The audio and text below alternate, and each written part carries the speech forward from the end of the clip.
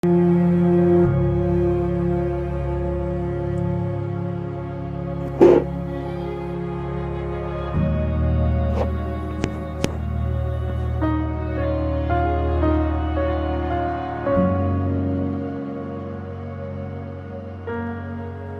types of matrices.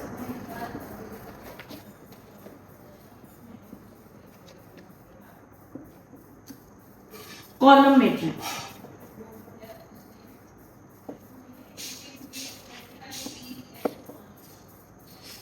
कैसी दिखती होगी column matrix? If we are talking about a column matrix, what do you think how it will look like?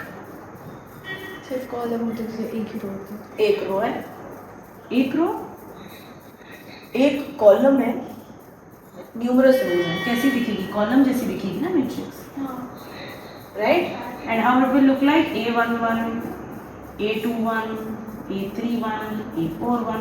तो इसको इसमें rose कितनी है? How many rose does it have? 4. How many column does it have? 1. But does it look like a column? Yes. It does. So that is why what we say this is a 4 cross 1 matrix. But what do we say? It's a column matrix, right? So how will column matrices in general look like? A11, A21, A31 and so on. All right. So ये कैसी दिखती हैं? ये कैसी होती हैं? Column matrices, right? Make sense? Then we have a row matrix. How will a row matrix look like? One row, A11, numerous columns. A12, A13, A14. This is a row matrix. What matrix is a column matrix? The matrix that has only One column. one column. What is a row matrix?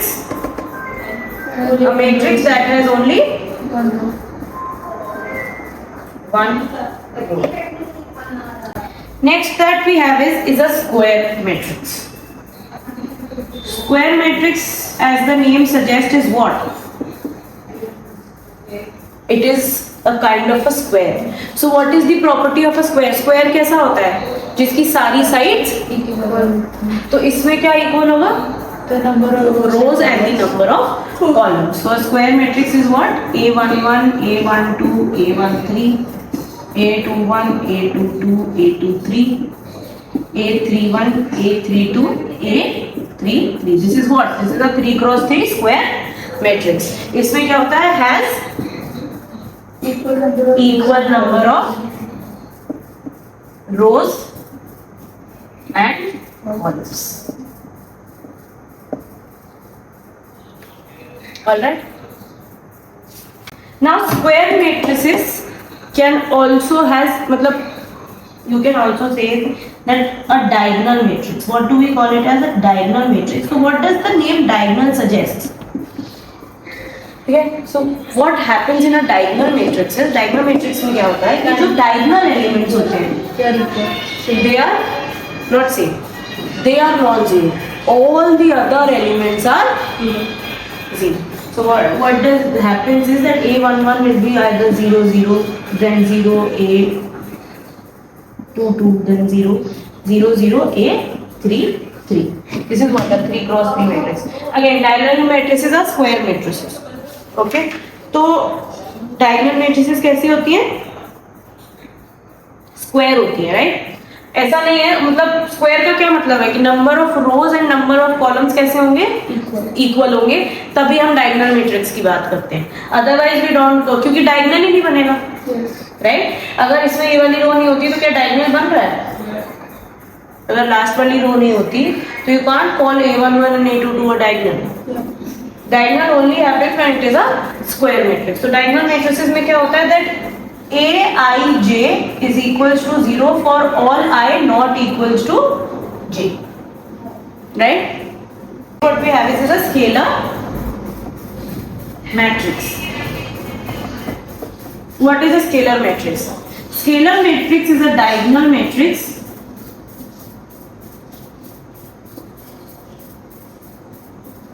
such that Aij is equals to k for all I equals to j and k is a constant. ठीक है, and aij are equals to 0 for all I not equals to j. ये क्यों होगा? क्योंकि what I said is that a scalar matrix is a diagonal matrix. तो diagonal matrix में क्या होता है? That aij are equals to 0 for all I not equals to j. Scalar matrix में क्या होता है कि जो डायगोनल एलिमेंट्स होते हैं वो कैसे होते हैं? सेम होते हैं. So this is the k 0 0 0 k 0 and then 0 0. So it is a kind of a diagonal matrix, but diagonal matrix में diagonal elements कैसे हो सकते हैं? अलग-अलग.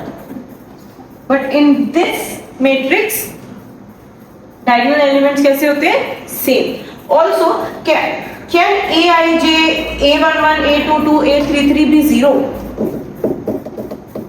In a diagonal matrix, can all the three elements be 0? No. They can be, but that kind of a matrix is called a zero matrix. What is a zero matrix? A zero matrix is a matrix जिसमें सारे elements कैसे होते हैं? Zero होते हैं. And zero matrix is not supposed to be only diagonal, right? It is not supposed to be a square matrix. Any kind of a matrix, अगर किसी भी order की matrix में any m cross n matrix जिसके सारे elements कैसे हैं? Zero है, तो उसको हम क्या कहते हैं? जीरो मैट्रिक्स कहते हैं. So if I am talking about the zero matrix,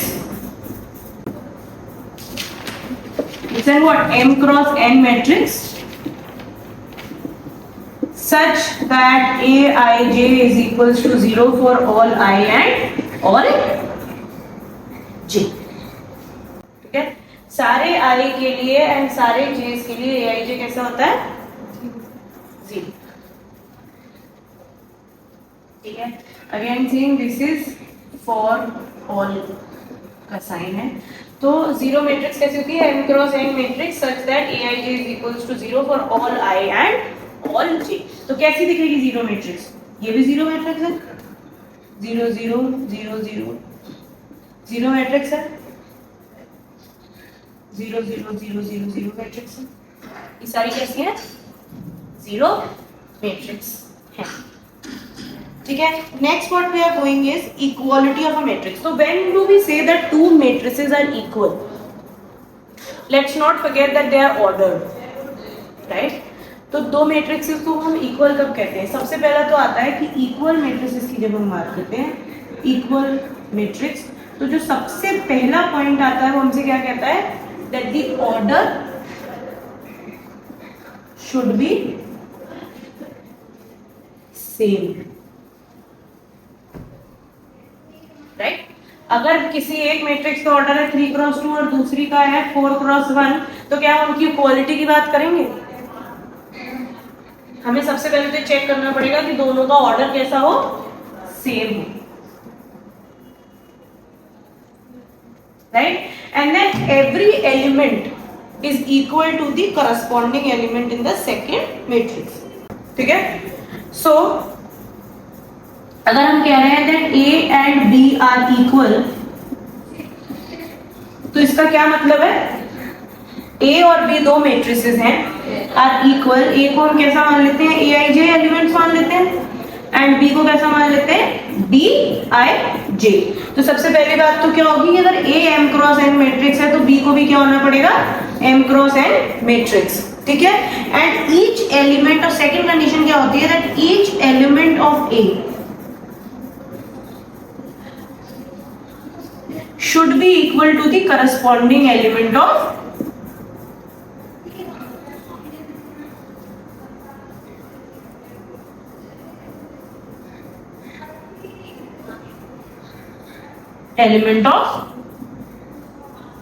B.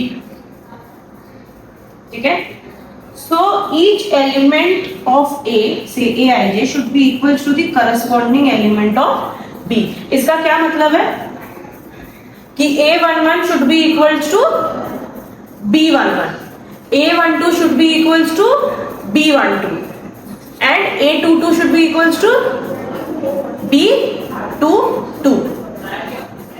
ठीक है, समझ में आ रहा है? करस्पॉन्डिंग एलिमेंट्स का क्या मतलब होता है कि अगर इस मैट्रिक्स का इस मैट्रिक्स का जो पहला रो और पहले कॉलम का जो एलिमेंट है वो दूसरी वाली मैट्रिक्स के पहले रो पहले कॉलम वाले एलिमेंट से इक्वल होना चाहिए, राइट। तो अगर हमारे पास दो मैट्रिसेस हैं A11 A12 A13 A21 A22 A23 and so on, और दूसरी हमारे पास मैट्रिक्स कैसी है B11 B12 B13 B21 B22 B23, तो ये इक्वल कब होगी? सबसे पहले तो इनका ऑर्डर सेम है क्या दोनों का?